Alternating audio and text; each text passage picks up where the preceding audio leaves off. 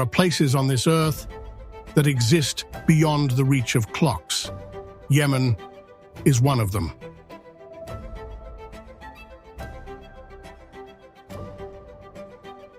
Before the headlines, before the noise, before the world decided what this land was, there was something older, something that cannot be bombed, cannot be exiled, cannot be erased. There was a civilization, Arabia Felix, the Romans called it. Happy Arabia, the land where frankincense made kings weep, and caravans crossed deserts carrying the perfume of gods, where towers of sun-dried mud rose 8 stories into a sky that has never changed its shade of cobalt blue. This is a journey not through Yemen, as it appears on the news.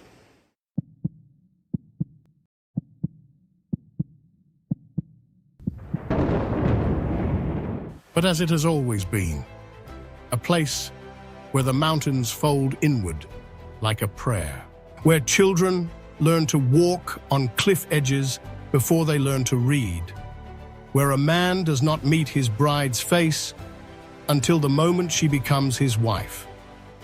Yes, you heard that right.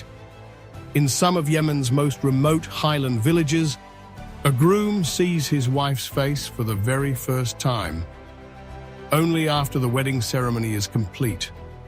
Not out of cruelty, but out of a tradition so ancient it predates the written word.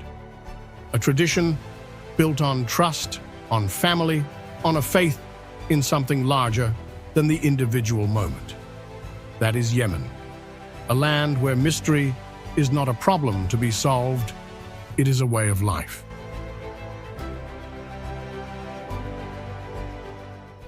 In the next 30 minutes, we will take you to places that even the most seasoned travelers have never reached. Ancient cities, sacred mountains, an island so strange, so biologically isolated, it looks like another planet. Stay with us. What you are about to see will not leave you easily.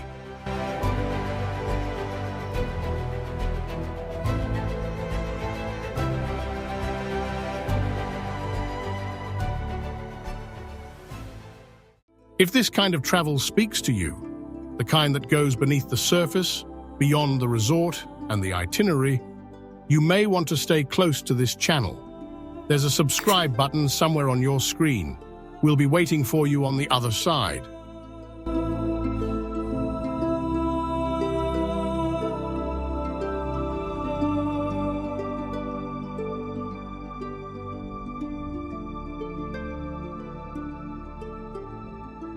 Imagine Manhattan.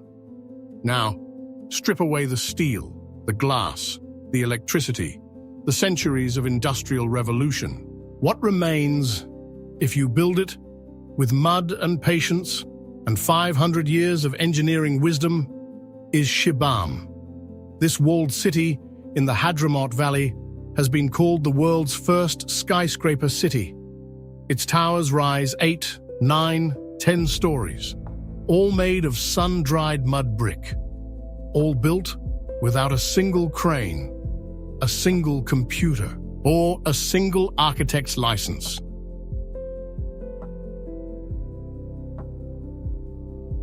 Shibam was once a beating heart on the ancient incense route, the road that connected the perfumes of Arabia to the courts of Rome, Egypt, and Persia. Frankincense, myrrh, resins so precious they were weighed against gold. Every caravan that passed through these streets left something behind. A coin, a word, a bloodline. Today, the towers still stand. They require repainting every few years. A ritual as communal as prayer. Neighbors gather, women carry buckets of liquid mud on their heads, children slap the walls with their palms. The building is not just maintained, it is loved.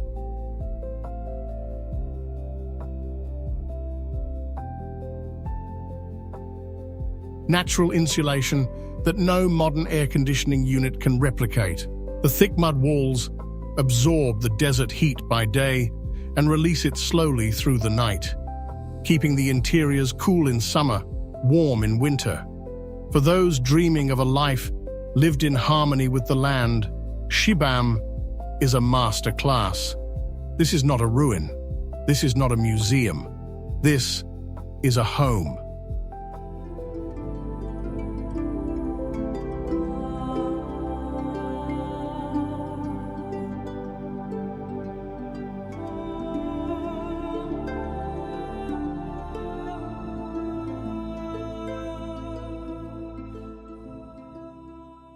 There are villages in Yemen that do not appear on any tourist map.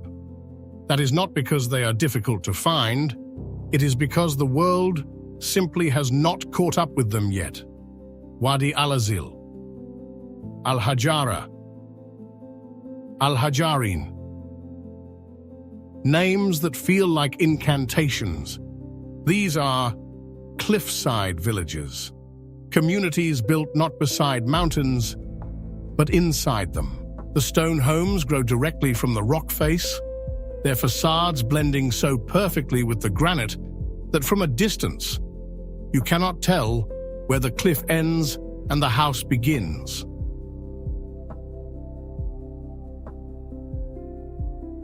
Al-Hajara, perhaps the most iconic of them all, follows a vertical logic that Western architecture has never dared to attempt. Livestock live on the ground floor, their warmth rising through the stone. Storage occupies the middle. The family lives at the top, closest to the wind, the stars, the silence. The windows are small and deep set, to keep out the heat, yes, but also, the locals will tell you, to keep in the prayers. Children here learn to navigate these ledges before they learn arithmetic. They do not fear the edge. They were born knowing where it is. For those who have spent a lifetime in cities of glass and concrete, who dream of places where the air costs nothing and the view is owned by no one, these villages are an answer to a question you may not have known you were asking.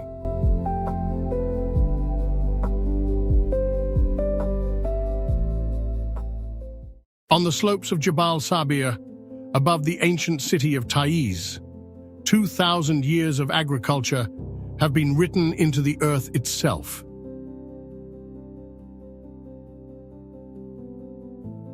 Terraces, hundreds of them, carved by hand into the mountainside over the course of generations.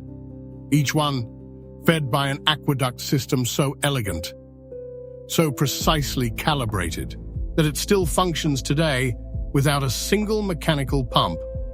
Gravity, patience, time, these are the tools of the Yemeni farmer. But Jabal Sabir holds a secret that its farmers do not speak of carelessly. The Arabian leopard lives here.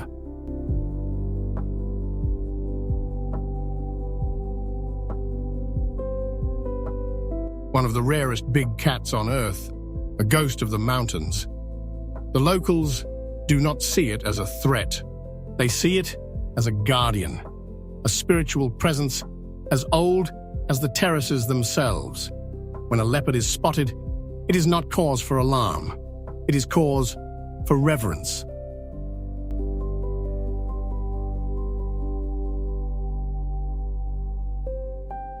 Below Jabal Sabir lies the Al-Kahira citadel of Taiz, a fortress perched on a peak so sheer, it seems to have been placed there by something larger than human ambition. From its battlements, the entire world below appears to be holding its breath. This is Yemen as a living museum, not of artifacts behind glass, but of practices still breathing, still relevant, still feeding people today.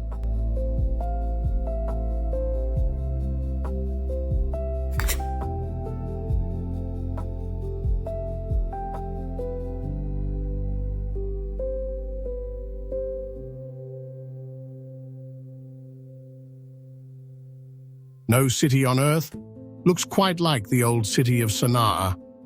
The towers rise like decorated wedding cakes, their facades encrusted with geometric plasterwork, their windows trimmed with translucent alabaster that glows amber at dusk, like lanterns lit from within.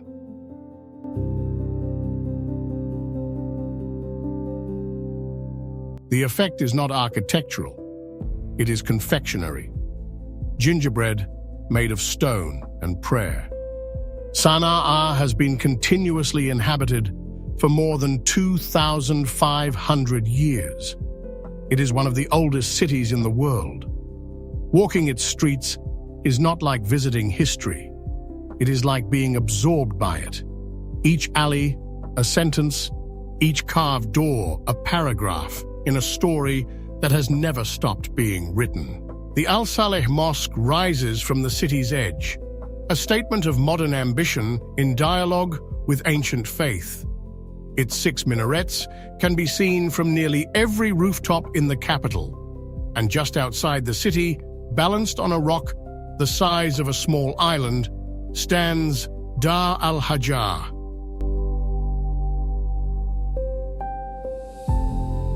The Rock Palace, built into and onto a volcanic plug that erupts from the valley floor. This summer palace of the Imam is equal parts architecture and hallucination. You do not visit Sana'a, you surrender to it.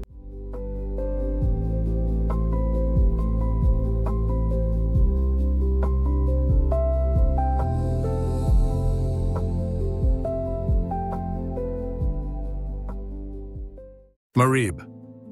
The name alone carries weight. This was once the capital of the Sabian kingdom, a civilization so wealthy, so sophisticated, that its queen was received by Solomon himself. The Queen of Sheba, Bilqis, the woman whose name has been sung, debated, and mythologized across 3 major world religions. The ruins that remain at Marib are staggering in their scale. Columns that once held up a sky of gold. A temple to the moon god Sin, whose walls still bear inscriptions in the ancient Sabian script, a language as beautiful as it is unreadable to most modern eyes.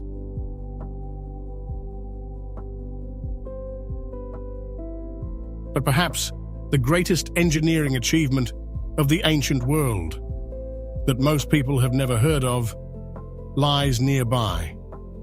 The Great Dam of Marib. Built approximately 3,000 years ago, this dam irrigated 50 square kilometers of desert. It turned Marib into a garden, a paradise city in the heart of Arabia. When it finally collapsed in the 6th century AD, the flooding triggered a mass migration that reshaped the entire Arabian Peninsula's population map.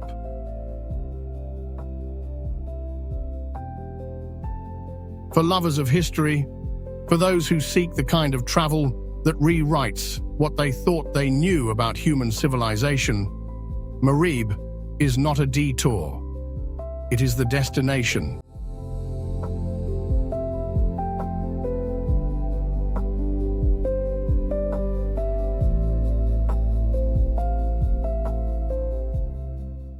In southwestern Yemen, in the forested highlands of Jabal Bura, there lives a community that the locals have long called the Monks of the Mountain.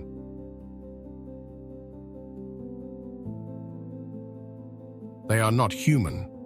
The Hamadryas baboons of Jabal Bura move through the forest canopy in large, disciplined troops. The elders sit apart from the young. They communicate in a complex grammar of gestures and glances. They share food.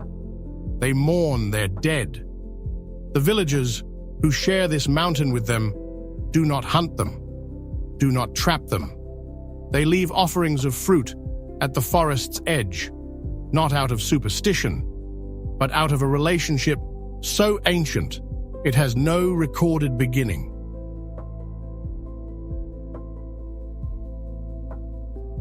The baboons, in turn, do not raid the crops. They keep to their half of the mountain.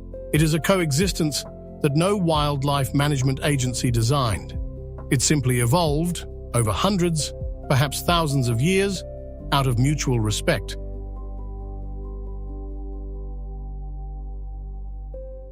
In an era when we are endlessly debating how humans and nature can coexist, Jabal Bura offers a quiet, patient answer.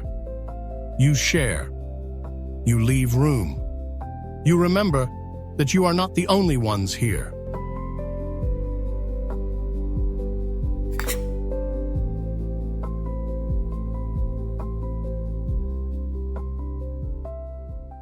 There is a place in the Arabian Sea that evolution forgot to share with the rest of the world.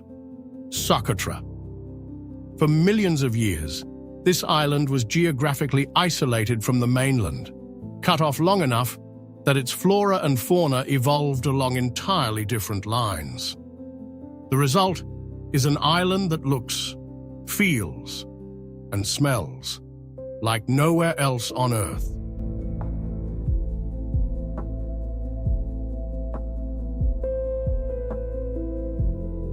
The dragon blood tree. Its canopy spreads wide and flat, like an open hand, a natural umbrella for the creatures sheltering beneath it. When its bark is cut, it bleeds red. The resin has been used for centuries, as medicine, as dye, as varnish. Local healers still prescribe it. Artists still mix it into pigment. To the Socotra people, these trees are not simply vegetation. They are the island breathing.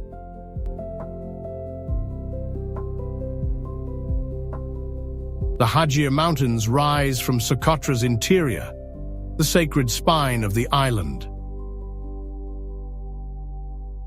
At Ara Beach, sea turtles emerge at night to bury their eggs in the same sand their ancestors used 10,000 years ago. And at Schwab Beach, if you arrive at the right moment, you may witness what the local fishermen call the dolphin dance.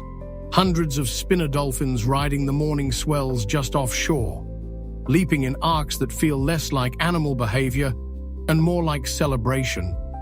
Socotra is not for the traveler who wants comfort. It is for the one who wants to be changed.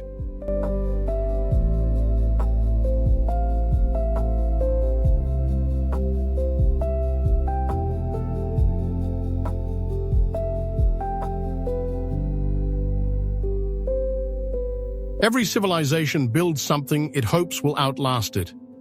In ancient Rome, they built roads. In Egypt, pyramids. In Yemen, they built and continue to build with mud and stone, and song and memory.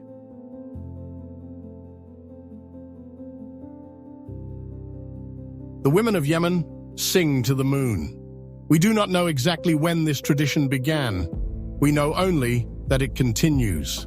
Mothers teaching daughters on rooftops in the silver dark. The terraces of Jabal Sabir still hold the rain. The towers of Shibam still breathe with the seasons. The baboons of Jabal Bura still keep their part of the mountain. The turtles of Socotra still find the same beach.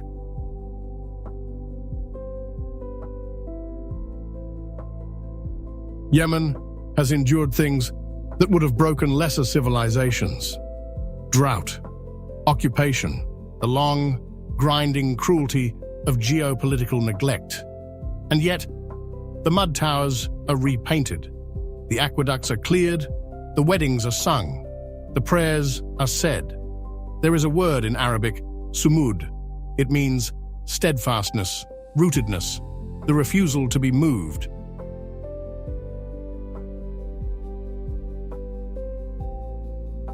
Yemen is Sumud made visible. For those who dream of a world that still holds mystery, that still has corners not yet homogenized by global capital or algorithmic tourism, Yemen is proof that such places exist, that they persist, that they are worth protecting with our attention, our curiosity, and our respect.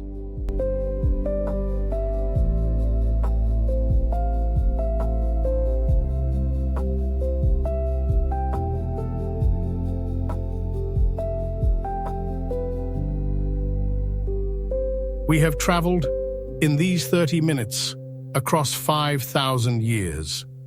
From the incense roots of Shibam to the cliffside silence of Wadi al-Azil.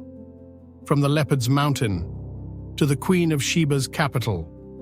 From the gingerbread towers of Sana'a to the breathing forests of Jabal Bura.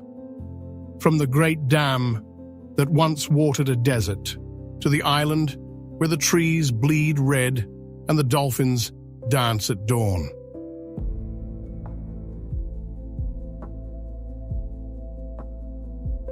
We have not shown you Yemen as it appears in the abstract.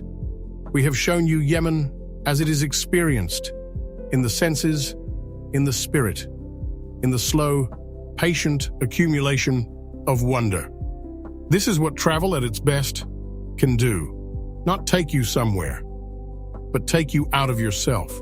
The world is larger than the news allows, more beautiful than fear permits, more resilient than any headline suggests. Yemen knows this, and now, perhaps, so do you. If this journey moved you, share it with someone who needs to see a different image of this world. A friend, a family member, someone who thinks they already know what Yemen is. Show them this. And if you haven't subscribed yet, do it now, because we have more of this world to show you. More places that the travel guides haven't found yet. More stories that deserve to be told. We will see you on the other side.